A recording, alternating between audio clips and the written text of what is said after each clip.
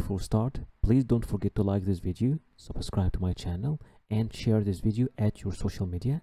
And if you have any question or inquiry, you can write it down there in the comment section or contact me directly at my Instagram. If we look together at the visa policy of Saint Lucia, just click over this link over here.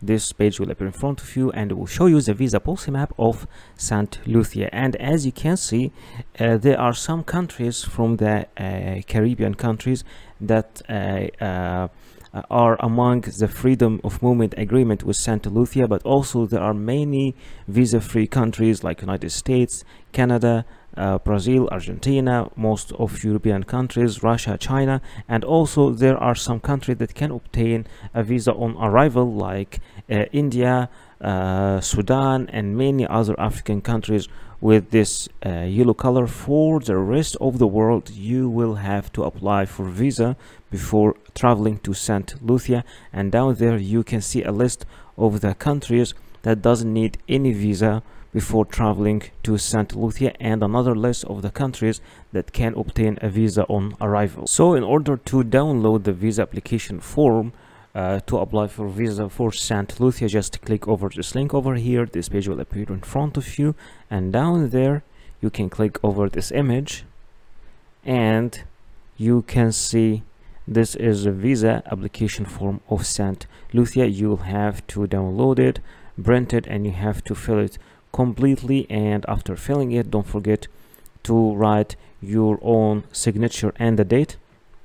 Then you will have to take it along with all the required documents that we will be speaking about in the end of this video and submit it to the nearest embassy or consulate of Saint Lucia in your country. If you click over this link, embassypages.com/Saint Lucia, you can find all the locations of the embassies, high commissions, and also the consulates of Saint Lucia. But if your country is not included, then you will have to apply for visa from one of these countries. You just need to choose the nearest country of your country just to go there and to apply for the visa from there.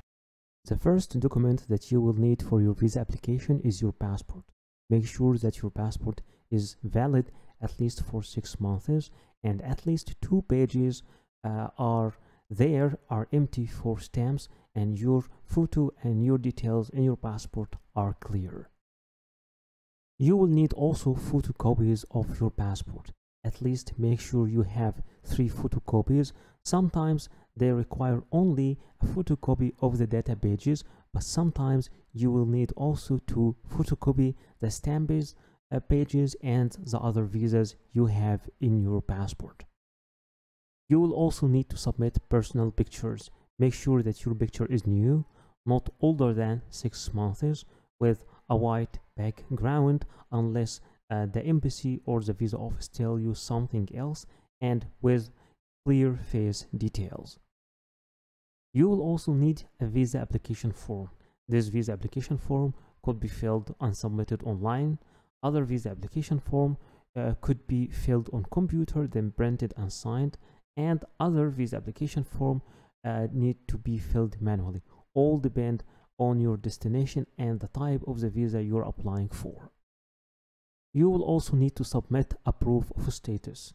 If you are an employee, then you will need to bring an HR letter from your company, and this HR letter should be signed and stamped with all the details of your company and your position in the company, and stating your salary as well. If you are a business owner, then you need to submit all the documents that you have that can prove that you own a business. If you are a student, then you will need to ask your university to give you an admission letter.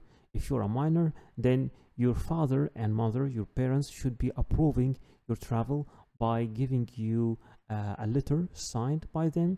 If you are jobless, then try to approve your means of funds. Sometimes you will need to provide a proof of legal status if you are applying from another country than your main country of nationality.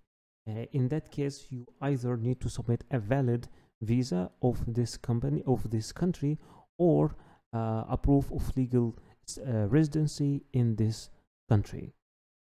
You will need also to submit a bank statement as a proof of funds. It should cover the last 6 months movement of your account, and it should be signed and stamped by your bank.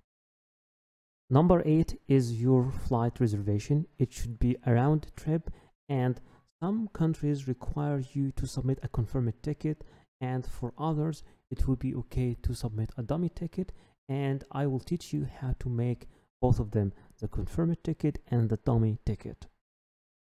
Number 9 is your travel accommodation or the booking of your hotel.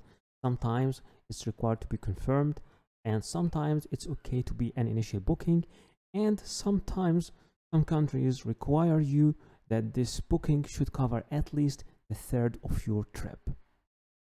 Number 10 is your travel insurance, and remember, it's not always necessary, and it should be made from a verified platform or office acknowledged by the country you are traveling to, and it should cover your whole trip, and sometimes it's required to submit a travel insurance that covers a year, and it's minimal.